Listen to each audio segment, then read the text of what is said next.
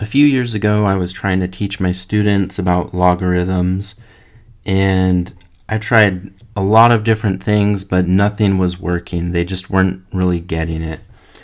And I talked to a friend about it, and he gave me an idea that I have been using ever since. So if you're a student watching this, hopefully this will help you to kind of get what's going on with logs a little bit better. And if you're a teacher, maybe you could use this for an introduction activity when you're first teaching your students about logs. So what you're going to do, like if you're a teacher, maybe have one student go to the front and on the whiteboard or chalkboard, draw a table that looks kind of like this. And what you're going to have them do is put a dot in the first row in the middle column. And what's going to happen is each time you go down one row, you're going to double the number of dots. So this dot is going to become 2 dots here.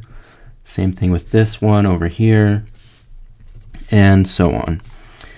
And once they finish drawing all the dots, maybe you can have them connect the dots like this. They can see what's going on a little better that way. And then when they're done with that, have them count up how many dots there are in each row. So the first row, there's 1 dot. The second row has 2 dots. The third row, 1, 2, 3, 4. And pretty quickly they'll notice that it's just doubling every time. So 4 times 2 is 8, 16, 32, 64. Just multiplying by 2 each time. And at the top of that column, I'd put n for number of dots. And this column over here, if you're a teacher, don't tell your students what to do with that yet. First, you should have them think about these numbers. Have them look at that, see if they can find any patterns, or ask them what's going on each time you go down a level, a row. What's going on with these numbers? Is there some kind of equation that would give you those numbers? And if you're a student watching this, I'd encourage you to pause the video for a second and think about that.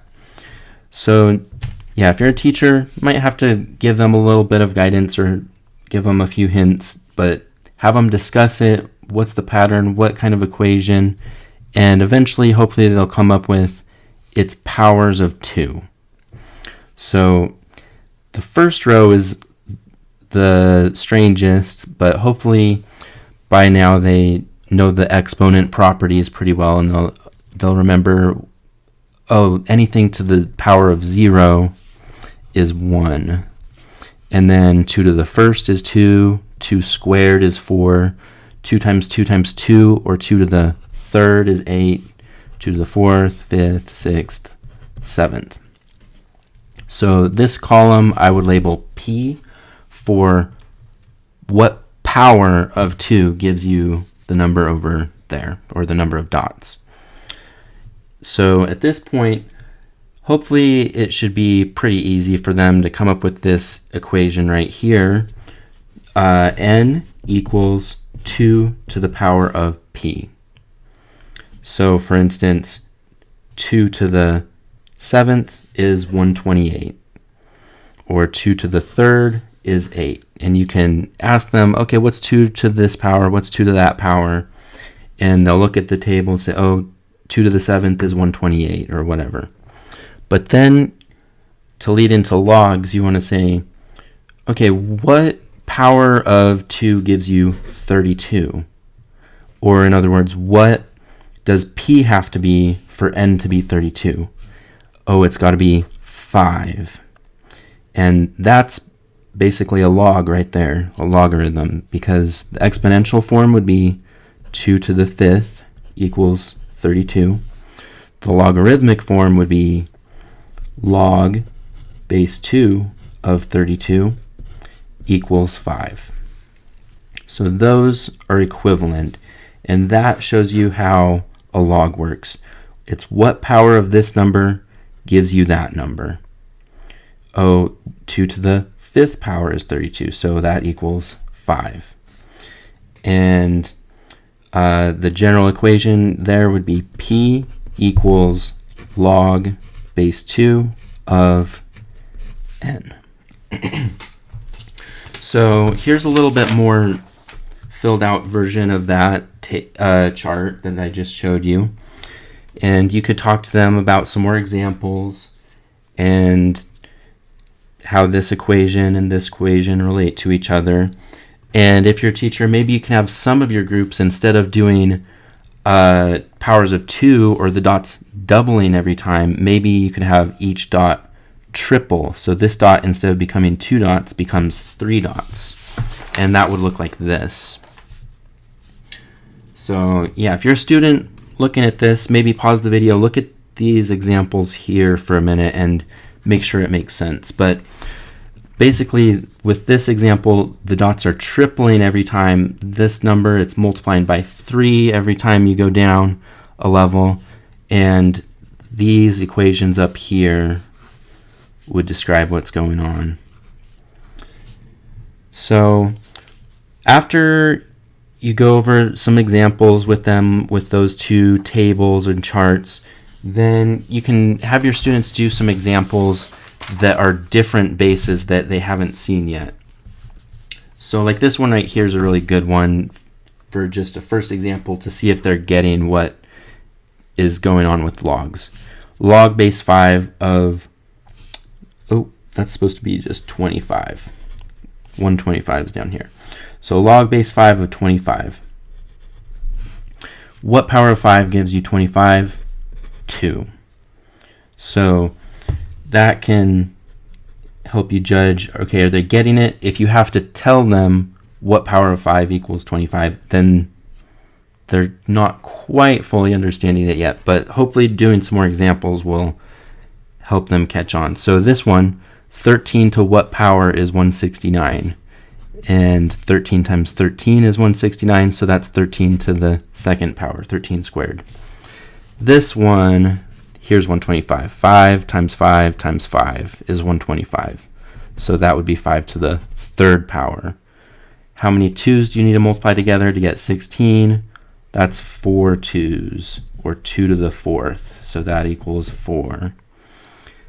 How many 10's do you need to multiply to get 10,000? You need 4 10's multiplied together, or 10 to the fourth power. This one, 4 squared is 16. So go over some examples, have them write that in their notes. Give them the definition to write down in their notes. So log base b of a equals c if and only if b to the power of c equals a. And you can talk about how that relates to some of those up there. So like for instance, this one, the exponential form of that would be 5 squared equals 25. And then maybe you could give your students a practice worksheet where they have to convert back and forth between exponential form and logarithmic form. You give them this and they have to come up with that, or vice versa. Give them some examples where they just have to evaluate stuff like these that are just basic log properties that have integer values. Yeah, so that's pretty much my intro lesson for logarithms. One thing for students watching this that has been very helpful for me, like in high school and elsewhere, if I ever get confused about what part of a log is what, how does log work exactly, if I get the pieces mixed up a little bit, I always use this trick to help me get back on track or figure it out. There's a button on most calculators that says LOG, and almost every calculator, it really means log base 10. So it doesn't say 10, but it's automatically base 10. So if you type in your calculator log of 100, it will give you 2. And looking at those 3 numbers, it's pretty easy to see that that's because 10 squared is 100. And what I would do if I am getting a little mixed up, write both of those at the top of my paper and use that as a key or a guide to help me with any more complicated stuff. So say I'm trying to convert log base 5 of 167 equals x into exponential form. I can say, oh, this number here is the base. So this 5 is going to go right here. The log equals to the exponent. So this one, the 5, is going to go right there. And the inside number is what it equals to. So the 167 is going to go right there. So that I used this one with simple numbers to help me figure out one that's a little more confusing. So yeah, that's been really helpful for me. Hopefully that helps you get logs a little bit better. And thanks for watching my video.